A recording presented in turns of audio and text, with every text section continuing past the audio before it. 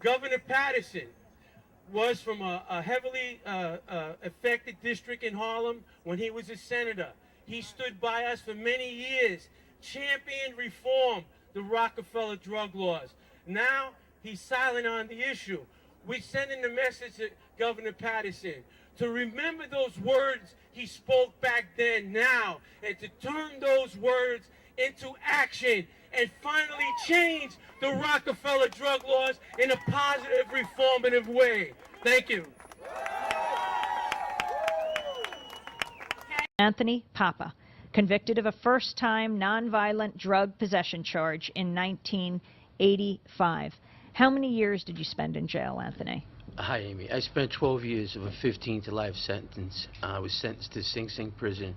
Eventually, I was granted clemency in 1997. Ask Anthony Papa, who lost his right to vote when he spent 12 years in Sing Sing prison for delivering a package containing cocaine. His harsh punishment came under the old Rockefeller drug laws. Today, he's an activist trying to reform those laws and an author with a new book out called 15 to Life, How I Painted My Way to Freedom. In it, he reveals how finding himself through his artwork gave him hope while serving his hard time. His paintings were on display at the Whitney Museum this past week. Thank you so much for coming in. Thank you very much for having me. We're talking about people, getting people out to vote. We understand 2/3 of the American people who are eligible to vote don't even cast a ballot.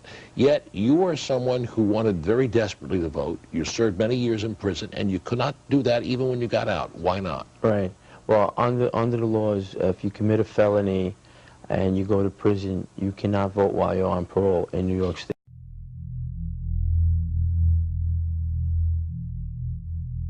You know, for $500, I ruined my entire life. I brought an envelope containing 4.5 ounces of cocaine from the Bronx to Mount Vernon, New York, for $500. I met this guy in the bowling alley and basically was on my team, and he asked me if I wanted to make a fast dollar, like a carrot dangling on a string. I went for it. I brought the envelope up to Mount Vernon, New York, and I walked into a police sting operation. 20 cops came out of nowhere, placed me under arrest. I did everything I could do wrong, and I got a 15-year-to-life sentence for that.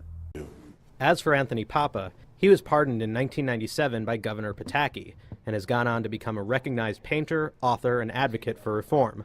He says that the time has come for the laws to go. When legislators decided to create these Rockefeller drug laws was to capture the drug kingpin and curb the drug epidemic. Well, almost 37 years later, the drug epidemic is still there, and you have not captured any drug kingpins. You just captured low-level offenders that are busting the seams of our prison. They're bursting at the seams. Anthony Papa spent 12 years in prison for attempting to deliver 125 grams of cocaine, his first and only try. His profit would have been $500. Although he discovered his talent for art behind bars, others suffered. Well, I was married. I had a 7-year-old daughter. It just ruined their lives because prison doesn't stop at the prison wall. It goes beyond the wall. Papa says it costs billions of taxpayer dollars to keep drug offenders behind bars. That money could be better spent for keeping schools open, feeding needy children. My name is Anthony Papa. I spent 12 years in prison under the Rockefeller drug laws. When I was a young man, I made a mistake. It was the only time I got in trouble with the law. 12 years in a 6 by 9 foot cage. These laws waste money, destroy lives, and break up families. Governor Pataki's plan to change these laws is not true reform, and he knows it. After 8 years of talk, it's time for a change. Tom Golisano's plan is true reform, and that's why I'm supporting him.